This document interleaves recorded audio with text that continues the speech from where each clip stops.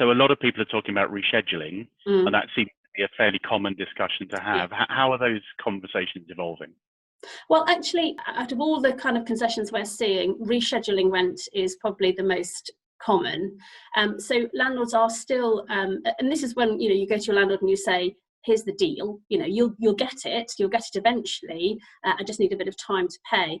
And that's for a landlord that's quite reassuring, because that says to a landlord, well, this business is has worked it out, knows it's going to be here.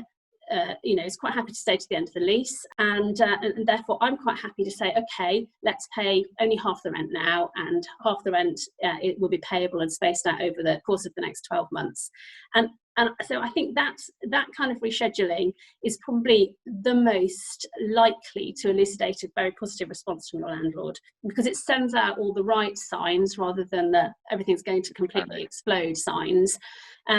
And there's very few landlords who look to the future and think it'll be fine if no one's there. They want people in their premises. That's the reason they've got them, and they're expensive to run if people aren't in them long term.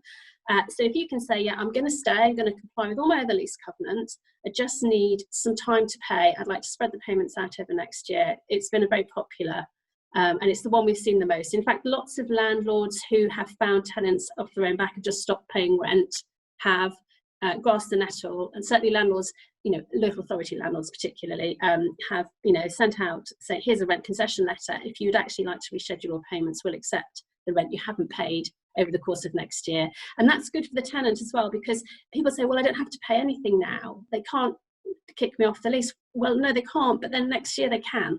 Next year they can kick you out, they can take you to court, you haven't paid the rent, it has all fallen due. So if you can spread it around, and don't forget, if you still are struggling with those payments next year, chances are, most people are still struggling, and then you can renegotiate again, as long as there's that future spectre of long-term occupation and payment. And like I say, lots of tenants going in and saying, well, if I could have a rent-free now, but I'll pay a higher rent and a new lease. My lease is coming up to end in 18 months' time. How about I take on another 5 years and I'll pay you more?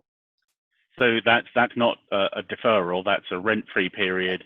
But at the end of that rent-free period, then we'll enter a new agreement to extend. Extend the term and sometimes increase the rent. I'm not a valuer, so I can't speak for whether that's the right or the wrong thing to go to your landlord with. Clients who come to me with that proposal, I'm saying, talk to a valuer. Valuer will tell you what a landlord might expect if he's negotiating a new lease in 18 months' time, coronavirus apart, and then you go from there. So, when you're looking that far forward, a new lease, you do need to have financial advice on what rent-free might otherwise have been available, what repairing obligations you might want to take on. I know a number of tenants have sought to get quite a lot out of renegotiating a longer term lease. Most landlords aren't that naive.